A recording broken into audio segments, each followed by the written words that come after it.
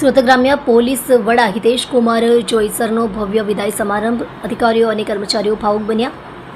સુરત ગ્રામ્ય પોલીસના પોલીસ અધિક્ષક એસવી તરીકે 3 વર્ષ સેવા આપનાર આઈપીએસ અધિકારી હિતેશ જોઈસરને 20 ઓગસ્ટ 2025ના રોજ ભવ્ય અને યાદગાર વિદાય આપવામાં આવી હતી. આ સમારંભ પલસાણાના લકાસા ક્લબ અને રિસોર્ટ ખાતે યોજાયો હતો, જેમાં ગ્રામ્ય પોલીસના તમામ કક્ષાના અધિકારીઓ, કર્મચારીઓ અને પત્રકારોએ મોટી સંખ્યામાં ભાગ લીધો હતો.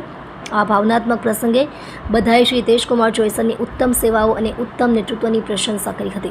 હિતેશ જોઈસરે તેમના કાર્યકાળ દરમિયાન સુરત જિલ્લાના ગ્રામ્ય વિસ્તારોમાં કાયદો અને વ્યવસ્થા સુધારવા મહત્વપૂર્ણ ભૂમિકા ભજવી હતી. તેમણે ગુનાઓ પર નિયંત્રણ, જાહેર સલામતી સુનિશ્ચિત કરવા અને પોલીસનો જનતા સાથેનો સંબંધ મજબૂત કરવા માટે ઘણી અસરકારક પહેલ કરી હતી. તેમના પ્રયાસોની સમગ્ર જિલ્લામાં પ્રશંસા થાય છે. તેમના નેતૃત્વ હેઠળ કોમ્યુનિટી પોલીસિંગને પ્રોત્સાહન આપવામાં આવ્યું હતું, જેનાથી પોલીસ અને નાગરિકો વચ્ચે વિશ્વાસ વધ્યો હતો. તેમની મહેનત અને સમર્પણના પરિણામે તેમને 1 જાન્યુઆરી 2025ના રોજ ડેપ્યુટી ઇન્સ્પેક્ટર જનરલ ઓફ પોલીસના પદ પર બઢતી આપવામાં આવી. હવે તેઓ આગામી 3 વર્ષ માટે આ પદ પર સેવા આપશે. વિદાય સમારંભ સાંજે 6:30 કલાકે શરૂ થયો અને રાત્રે 11 વાગ્યા સુધી ચાલુ રહ્યો. કાર્યક્રમમાં PI, PSI, GRD, TRB, home guards અને અન્ય પોલીસ કર્મીઓ સહિત ગ્રામીણ પોલીસના વિવિધ વિભાગો અને રેન્કના અધિકારીઓ અને કર્મચારીઓ હાજર રહ્યા. આ પ્રસંગે ઘણા અધિકારીઓ અને કર્મચારીઓએ પોતાના અનુભવો શેર કર્યા. તેમણે જણાવ્યું કે કેવી રીતે શ્રી જોઈસરે પોતાના નેતૃત્વથી ગ્રામીણ પોલીસની કામગીરીમાં સુધારો કર્યો અને ટીમમાં સકારાત્મક વાતાવરણ બનાવ્યું.